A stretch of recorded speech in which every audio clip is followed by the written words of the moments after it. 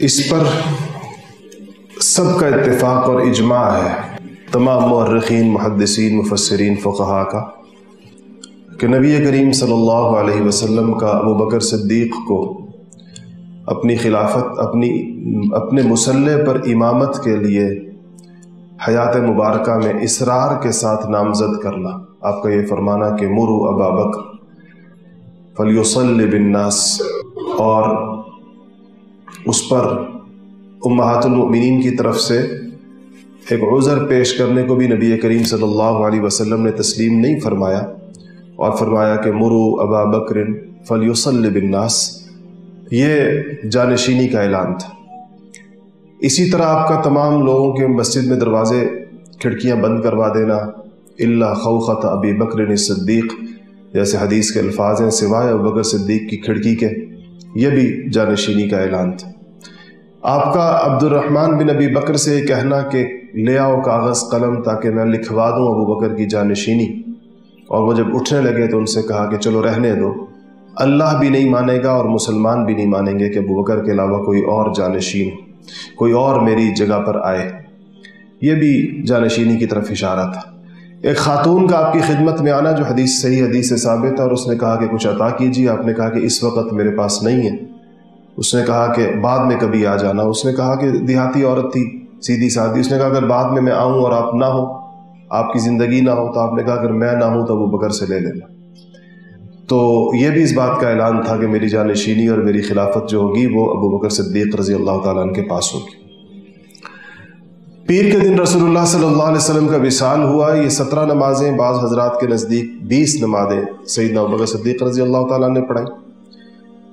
अगला दिन है और शाम का वक्त है कि एक शख्स ने आकर अबू बकर सिद्दीक़ रज़ी अल्लाह ताला अन्हु को इत्तला दी कि सक़ीफ़ा बनु साअदा में, जो एक घाटी थी, अंसार के जमा होने की जगह थी, उनकी चौपाल थी, वहाँ अंसार जमा हैं और खिलाफत का मशवरा कर रहे हैं, जानशीनी का मशवरा कर रहे हैं। और अंसार के बाज़ नौजवानों की राय ये है कि चूँकि मदीना अंसार की जगह थी, सरजमीन उनकी थी, कि चूँकि हमारी ज़मीन है तो अब हमारी खिलाफत हमारी तरफ से नामजदगी होनी चाहिए। सैयदना अबू बकर सिद्दीक़ ने उमर फ़ारूक को और अबू उबैदा इब्न जर्राह को साथ लिया और कहा कि वहाँ जाना चाहिए। वहाँ गए तो एक साहब कंबल में लिपटे हुए नजर आए, बैठे हुए थे, कंबल ओढ़ा हुआ था। कंबल में होने की वजह से पहचान नहीं सके। पूछा कि कौन है? कहा कि साद इब्न उबादा है, खजरज के जो सरबराह थे। खजरज, औस और खजरज में से खजरज ज़्यादा थे तादाद के अंदर अंसार में से। इस्लाम आने से पहले दोनों आपस में बहुत सख्त लड़ाइयाँ भी लड़ते थे। इस्लाम के बाद बाहम शीरो शकर हो गए थे, लेकिन बहरहाल कुछ न कुछ तलखियाँ हो जाया करती थी आपस में। तो कहा साद इब्न उबादा है। कहा इनको क्या हुआ है? तो कहा बुखार है, बीमार है, इसलिए अंसार इनको उठाकर लाए हैं और इनके हाथ पर बैत करना चाहते हैं, इनको खलीफा बनाना चाहते हैं। तो सैयदना अबू बकर सिद्दीक़ रज़ी अल्लाह ताला अन्हु ने जब वहाँ पहुँचे तो बात किया, तो साद इब्न उबादा ने, बाज़ रिवायात से पता चलता है कि इन्होंने तकरीर की जिसमें उन्होंने कहा कि अगर अंसार से खलीफा होना चाहिए। तो उस पर सैयदना अबू बकर सिद्दीक़ रज़ी अल्लाह ताला अन्हु ने एक खुतबा इरशाद फरमाया, उधर ही खड़े होकर। आपने कहा कि अल्लाह जल्ल शानो ने हम में एक रसूल भेजा जो उम्मत की निगहबानी करे, ताकि लोग अल्लाह ताला की इबादत करें। इससे पहले लोग पत्थरों को और बुतों को पूज रहे थे। अरब के लिए अपना आबाई दीन छोड़ना बहुत ग्रां था, बड़ा शाक था उनके ऊपर। तो अल्लाह ताला ने लोगों में से मुहाजिरीन को ये तौफीक अता फरमाई कि सबसे पहले उन्होंने रसूलुल्लाह सल्लल्लाहु अलैहि वसल्लम की तस्दीक की, सबसे पहले आपकी खिदमत की, आपके गमगुसार बने, और कौम की तरफ से जो तकलीफ़ें पहुँचाई गई इस पर उन्होंने सब्र किया। हालांकि सब लोग उस वक्त मुखालिफ थे और ये लोग तादाद में बहुत कम थे, मगर वो इतनी बड़ी तादाद में लोगों की दुश्मनी से घबराए नहीं और आपका साथ नहीं छोड़ा। और पस मुहाजिरीन अव्वलीन, शुरू में जो लोग ईमान लाए हैं वो तमाम लोगों में से अव्वल हैं। कुरान ने भी कहा है साबिक़ून अल-अव्वलून मिनल मुहाजिरीन वल अंसार।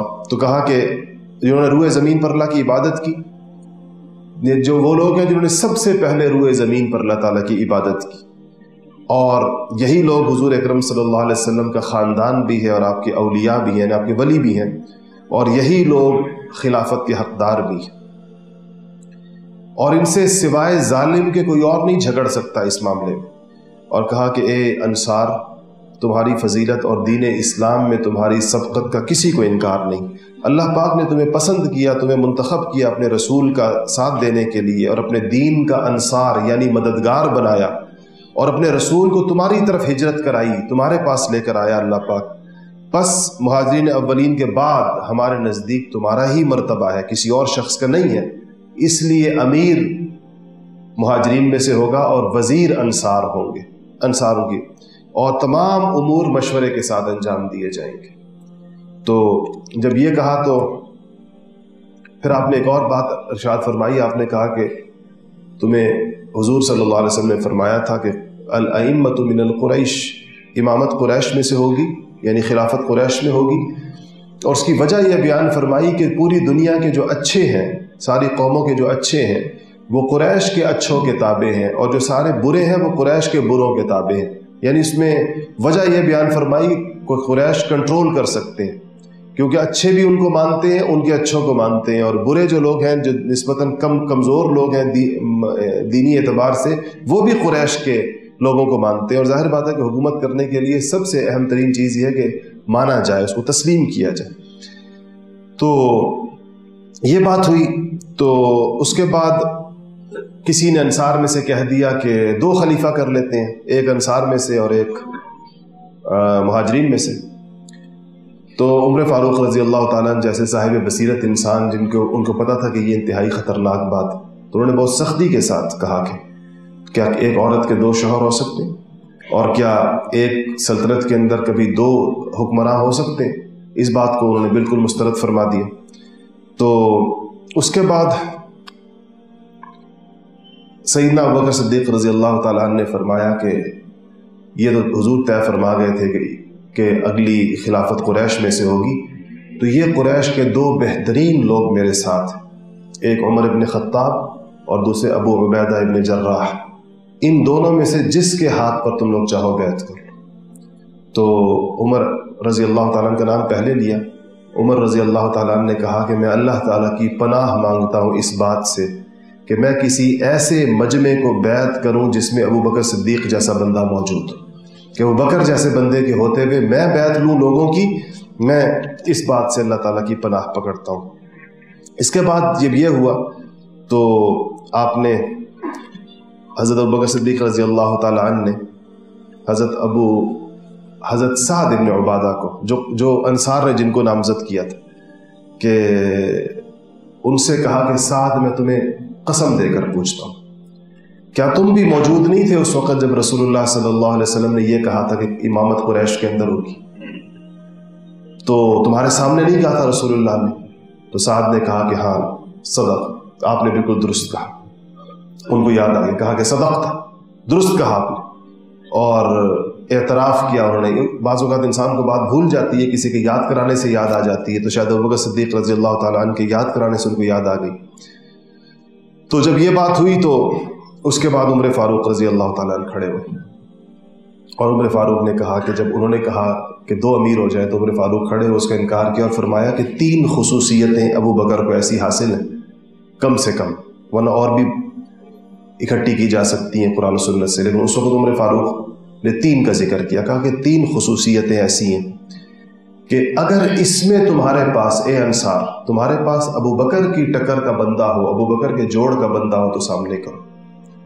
پہلی بات کہا کہ قرآن، انہوں نے قرآن کے میں موجود چیزوں کو کہا، ورنہ احادیث تو بہت ساری بے شمار موجود تھی۔ انہوں نے کہا کہ اللہ پاک نے فرمایا کہ ثانی اثنین اذ ہما فی الغار، ابو بکر کو اللہ نے نبی کا ثانی بتایا ہے، نبی کا دوسرا بتایا ہے۔ کیا انصار میں سے کوئی شخص ایسا ہے جس کو اللہ نے نبی کا ثانی کہا؟ تو اس کے بعد کہا کہ پھر اللہ پاک نے اذ یقول لصاحبہ، اللہ پاک نے ابو بکر کو نبی کا صاحب کہا ہے۔ صاحب کہتے ہیں جو ساتھ رہتا ہے، رفیق ہوتا ہے۔ تو کہا کہ کیا کوئی ایسا ہے جس کو، اور بھی کوئی ہے جس کو اللہ پاک نے نبی کا صاحب کہا؟ اور تیسرا ہے کہ حضور اکرم صلی اللہ علیہ وسلم نے اللہ کی معیت خاصہ، خاص قسم کی معیت، اس کا ذکر کیا کہ اللہ میرے اور ابو بکر کے ساتھ ہے، ان اللہ معنا۔ علماء نے لکھا ہے کہ اللہ پاک کی ایک معیت ہے جو ہر انسان کو حاصل ہے، جس کے بارے میں قرآن میں آیا کہ وَهُوَ مَعَكُمْ أَيْنَمَا كُنْتُمْ، جہاں پر بھی تم لوگ ہو اللہ تمہارے ساتھ ہے۔ یہ معیت عامہ ہے، وہ عام معیت ہے جو کہ ہر مسلمان مومن کے ساتھ اللہ پاک ہوتا ہے۔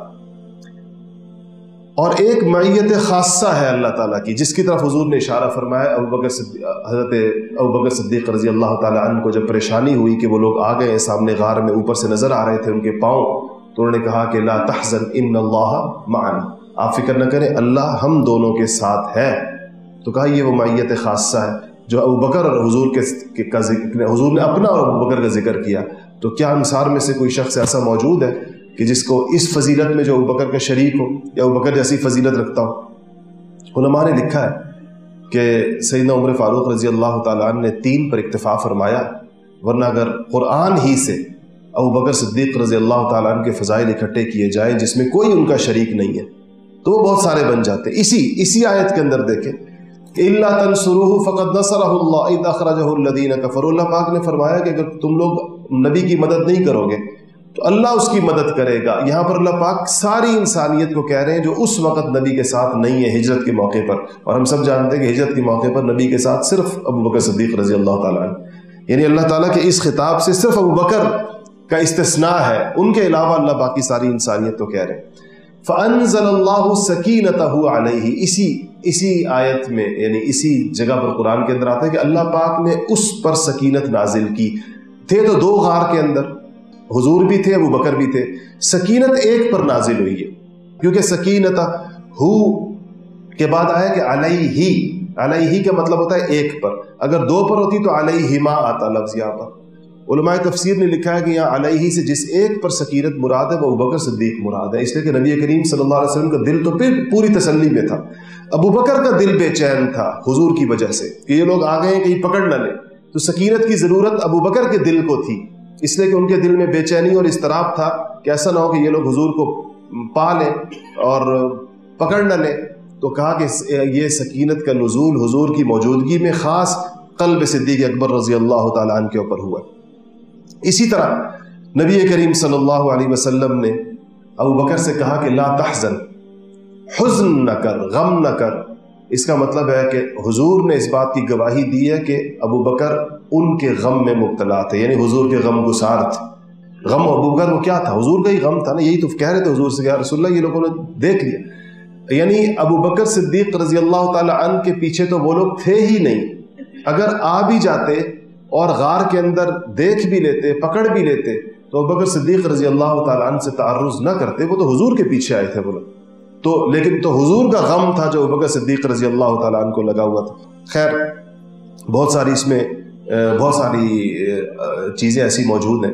مسلمانوں کا اس بات پر اجماع ہے کہ رسول اللہ صلی اللہ علیہ وسلم کے بعد اس امت سب سے بڑے عالم ابوبکر صدیق رضی اللہ تعالیٰ عنہ،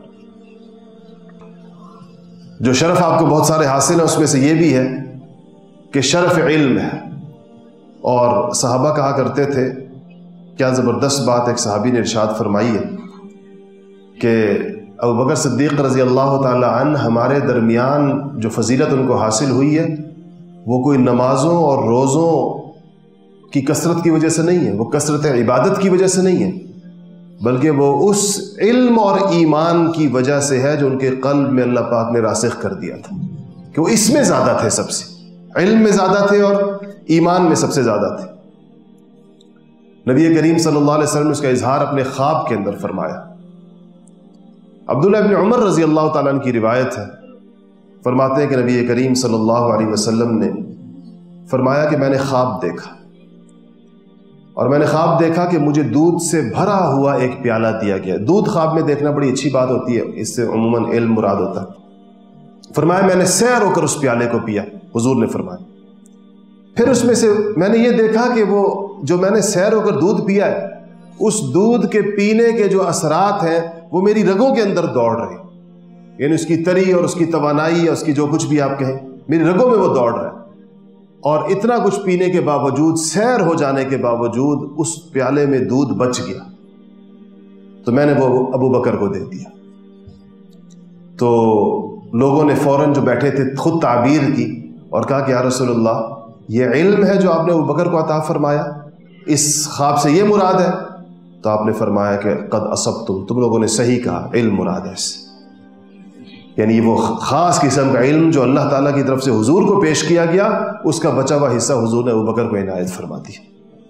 آخری بات، یہ خواب حضور نے کسی نے دیکھا اور ابو بکر نے تعبیر فرمائی اس کی۔